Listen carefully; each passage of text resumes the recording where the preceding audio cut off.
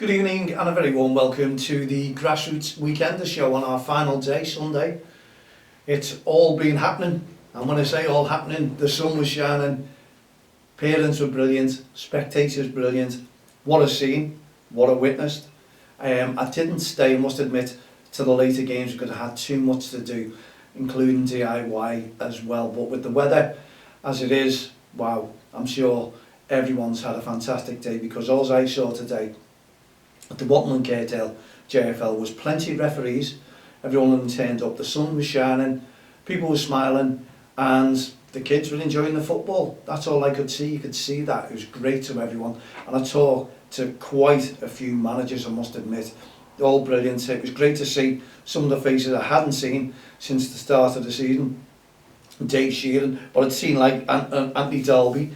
He was there. These are all the people I've met today. Jason Smith, John Dory, Billy Willow, Pablo Rutherford, Terry, Steve Sully. Steve Sully didn't see me, but I saw him sneak behind the game. Anyway, I saw him there. Just let on to most of them, and obviously there was a lot more managers that I'd go on forever and ever, and I was stopping and talking, having good conversations with them. And all the referees, as I say, fantastic, smiling faces in, looked like they were all enjoying the games. I've had no feedback of any animosity towards them, which is a great sign, I must admit. So it's been a superb day. Obviously yesterday we did mention about the shortage of referees, but that is definitely not down to verbal abuse or aggressive behaviour, I assure you, because the North Liverpool JFL League is brilliant. There's nothing that you'll see. You see a few arguments here and there, you know, nothing really heated, nothing really to write a book about. It's life, I suppose. Those things do happen. But looking around at all the referees, they all seem to be enjoying themselves today. And let's hope they get home and enjoy their day as well, because they all deserve it. Everyone deserves it. Let's just make grassroots football like today, like the way it is, where there's plenty of referees, plenty of good football. What I have noticed over the last couple of days, we're talking about shortage of referees. Now, is it me or the two leagues that I've been to, spectators, they're nowhere to be seen. Very, very thin on the ground. Could be a good thing. Could be a good thing for the referees when the referees turn up. But I don't know what's happened. It seems to be emptier than what it normally is. Even the referees are making comments to me about it as well. And I was looking at games where there's normally a lot of parents on the touchlines. Could be because it's just the start of the season and there's nothing really to aim for, as you know yourself. When the cups start warming up and the games start to be coming thick and fast and people start to be getting the points, well, I'm not talking about league, non-competitive football, it's supposed to be, but you show me a game of grassroots football, especially here on Merseyside, where it's not competitive.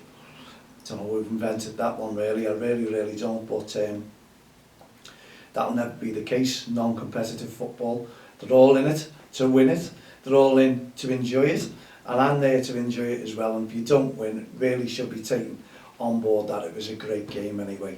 Win, lose or draw, grassroots football should be absolutely fantastic to go and watch. It's great at the weekend to get you out, to get you fresh air, like today. Let's hope this October weather lasts. I could do with it, and I think we could all do with it, because we know what will come towards November, December. So fingers crossed we have a nice couple of months weather. And I know it was lashing down the other week, and I heard that radio, there was an advertisement on the radio telling people to save water because our reservoirs are empty. Could have fooled me anyway. That's the way it is, I suppose. Whether anyone's heard that advert, it's but if it stays like this, we will have a shortage of water, I assure you. But thing is, I enjoyed myself today. I enjoyed myself yesterday as well. And what I didn't mention yesterday, because they had so much of a shortage of referees. Now I do know one or two are away making plans, and that's why they were so short at the North Liverpool. It was nothing to do with the league, the committee, or even the spectators. Absolutely nothing to do with that. I noticed the managers who took over this, they were enjoying themselves. There was no animosity whatsoever. The league just got on with things the way it should be in grassroots football. There's always someone to cover. Now, I've done that myself. Excuse me while I've a little drink. And what I didn't say is welcome to TXTL TV viewers and also SoundCloud listeners. But the parents, everyone was having a real go yesterday, and it was good. And I noticed one parent, and he was actually superb. I don't know whether he was an ex-referee either, but he seems to be talking to the kids, blowing the whistle, giving the free kicks, having a real go. If he hasn't had a course done, well, he's a very, very good referee. So I think there was a hint of he was an ex-referee there. I should have had a word with him actually and told him to come back, but that's not my job. That's down to the county FA. And anyway, the Walton Heralds, I give my paper out today as well. All the managers were enjoying it. I was writing a column about referees, and not just referees, spectators, managers, and what we're expecting in grassroots football. So if you think that you need to do something in the monthly column with us, or would like me to mention something, please just get in touch with myself, mal@don'ttexttheline.com. It's a local paper, and they've got a reach of 5,000, and it's going up and up and up. And I hope if you've read it, you've enjoyed it. So send us some comments back what you think about the write-up. And as I say, I was pulled the other day by two people when I was on my little walk and jog, who said I'm doing an absolutely fantastic thing in the community. All I'm happy with is the reading the Walton Herald and seeing what I'm doing and trying what I'm trying to achieve, and especially with our Hearts of Gold initiative. Now we're supposed to be going out today, but obviously one of the team had some not so nice news, so we've cancelled it, and we'll all get together, and that is a brainstorming meeting to see what we can do to raise more funds, how we can work together, what we can do to get more businesses involved in the Hearts of Gold initiatives for Don't Cross the Line. That's not gone away. Don't worry, I'll be battling that again soon. For GoFundMe, we need more money in the pot, it's just lying there. But what we want to do is raise and raise and raise, and eventually turn Hearts of Gold initiatives into a charity. And the beneficiaries are going to be the kids of grassroots football, vulnerable children, mental health issues there involving families and what have you. There's a lot that we can put down to it. But we've got a good team there, and we're going to do raising money. We're still going to do Hadrian's Wall. We're going to do the skydive. Colin Fulton is anyway. I can imagine his face now. I can imagine him shouting at this screen now. Yes, I've got you, Col. Skydive. It's like this, you do it, mate. It's like that, I think. I don't know if he needs any training. What we're going to find out, we're going to look. I'm looking into it myself. And as I say, Jason, Paul, we're all there. We're all ready for it. Jack. Hopefully Jack. He's been very, very quiet. So come on, Jack, on our WhatsApp group. Give us a little shout. Give us some feedback, what you're up to. And Chris will be talking to you very, very soon indeed. And also I forgot to mention yesterday when I was at the Walton Kirkdale JFL, I have my little mate comes in every week to see me and tell me all about how he's doing and what he's doing, and I don't know what all this is that he keeps doing. If anyone knows what it is, it's got to be a game somewhere. Let me know, give me the feedback, because I'm just not into all that. I just don't know what he is doing. Anyway, Isaac always has a chat to me, and it's great. He's the little youngster, comes to see me every single week. He was going to pack in football because someone said something that wasn't very, very nice, and I think he's 6 years of age. It's horrible, isn't it, when an adult does that and scares a child, and the child wants to pack in football, never play a game again. But now he is, because we brought him into the studio, gave him a little goodie bag and started talking to him, made him feel like a king, gave him that man of the match at the tournament award, and it really made him forget what that parent or adult had said to him. And his mum and dad, as I say, can't thank us enough, and he's back playing football and really enjoying himself, and he's got, apparently it sounds like he's got a great team to go with, good manager, the parents are happy, Isaac's happy, that makes the XTL myself all happy. If we can do a favour like that and get a child playing football again, then hey ho. Don't forget, don't cross the line, excuse me again. People ask me all the questions. Why did you do this with referees? What are you doing this with referees for? Referees are the targets. They're the ones who are vulnerable when they're out there on the pitches, because they have the sidelines of all irate parents, not all, a majority, minority of irate parents, majority are brilliant, and they are targets for verbal abuse, aggressive behaviour, racist comments and bullying. Don't forget, whenever that referee blows a whistle, that's a wrong decision. It's a wrong decision. It's never ever right. That's what the touchline will always say. That's what the spectators will all have a go at the referee for. But don't forget, when those spectators, those adults, are swearing, shouting comments that are very, very vile indeed towards referees, sometimes. The kids on the football pitch hear this. We protect and support our referees because of the verbal abuse that they're taking.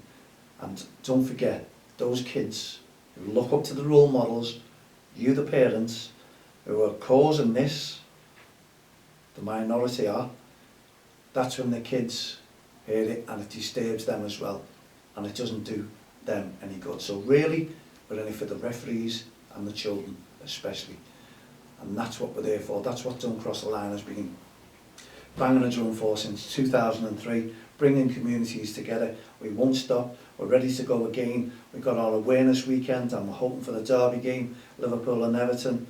It's at Anfield. They support us, they have been since 2003, and the football's governing bodies as well. So, and all the grassroots referees, they support the work that we're doing, respect. And we're looking for our new t-shirts. We're also looking for our new uniforms for Don't Cross the Line. And you might see out and about, and we don't know, but I've got a little idea of the way it's going to be and what it's going to be. So yeah, so watch out for them, because we want them to be fancy and we want people to like them, and that's the way you have, you know, respectful. Some people will notice us. People will say, oh, where's the Don't Cross the Line team?